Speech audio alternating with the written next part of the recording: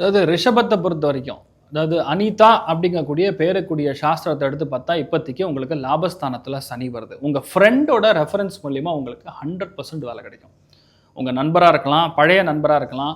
இது எல்லாமே பார்த்தீங்கன்னா, எப்படி பார்த்தாலும் ஒரு 3 to 4 மந்த்ஸுக்குள்ள நீங்க எதிர்பார்க்கக்கூடிய அருமையான வேலை கிடைக்கும். மோஸ்ட்லி இடம் மாறுற மாரி வரும். இடம் மாத்துனீங்கன்னா ரொம்ப சூப்பரா இருப்பீங்க. மேலும் மேலும் நல்ல வளர்ச்சியை காணணும். உத்தியோகத்தில உங்களுடைய கர்மஸ்தானம்னு சொல்லக்கூடிய ஜீவனஸ்தானம் நல்ல பலமா இருக்கணும்னு வேண்டிக்கிறேன். தீர்க்க ஆயுஷ்மான் பவா. நல்ல ஆரோக்கியத்தோட இருக்கணும்னு வேண்டிக்கலாம். சரி, முதல் விஷயம் சுரேஷ் அப்படிங்கக்கூடிய பேருக்கூடிய சாஸ்திரத்தை எடுத்து பார்த்தோம்னா, குரு புதனுக்கான காம்பினேஷன் கண்டிப்பா ஒர்க் அவுட் ஆகும். இப்ப புதன் வீட்டுக்கு தான் குரு போய் உட்கார்ந்திருக்காரு. அவர் நட்சத்திர ஸ்தானம் இதெல்லாம் நம்ம எடுத்துக்கிட்டாலும், அந்த பேருக்கூடிய சாஸ்திரத்தை எடுத்து பார்க்கும் பொழுது கண்டிப்பாக இவருக்கு அடுத்த 1 வருஷத்துக்கு ஃபுல் டைம் பணம் வரும். அருமையான குழந்தை பிராப்தம் நிச்சயமா ஏற்படும். குரு வீட்டுக்கு புதன் வரும்போது உங்களுக்கு எளிய பரிகாரம் மட்டும் சொல்றேன்.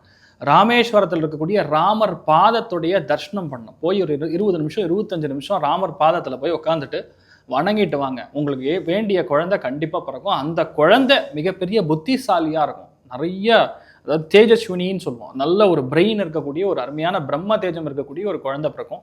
சூப்பரா இருப்பீங்க. காசு பணத்துக்குரிய குறைங்கிறது கண்டிப்பா முடிஞ்சுது. எப்படி பார்த்தாலும் இப்ப குரு உங்க டிரான்சிட்ல உங்க பேரு மேலேயே போறதுனால நல்ல காசு பணம் வரக்கூடிய ஒரு பிராப்தம் ஆரம்பிச்சிடுது. அதனால இனிமேல் உங்க வாழ்வு கண்டிப்பா நல்லா இருக்கும். நல்லா இருப்பீங்க. தீர்க்க ஆயுஷ்மான்.